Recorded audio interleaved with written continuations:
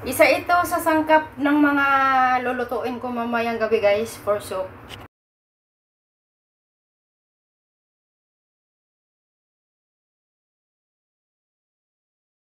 Good morning guys! So ngayon magluto tayo ng sabaw, soup. So ngayon guys, pakuluan muna natin itong karne natin, saglit.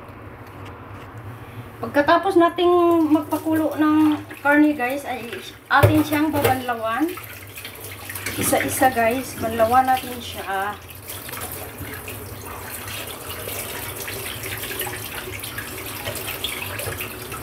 So ito na guys, yung karne ko para sa sabaw. I-set aside muna natin. Ngayon guys, magbalat tayo ng carrots. Ito lang ang pangsahog ko ngayon guys. Yung green na carrots at saka yung orange. Yun lang.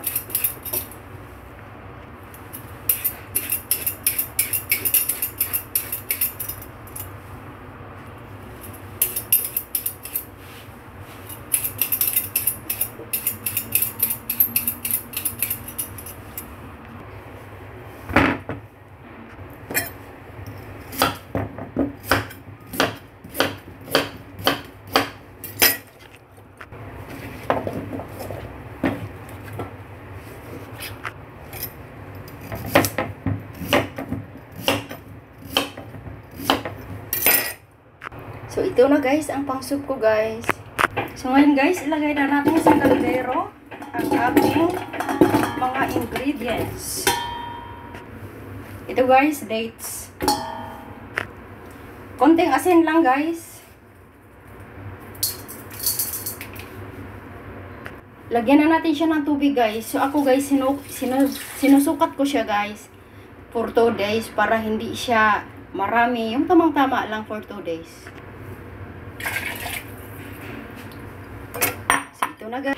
So, ayan na guys, ang ating soups. Buksan na natin ang ating apoy.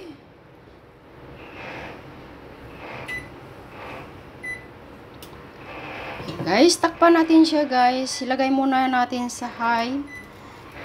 I-lower lang natin yan mamaya guys pag kumulo na siya. So, ayan guys. Lutuin natin to ng mga 1 oras guys.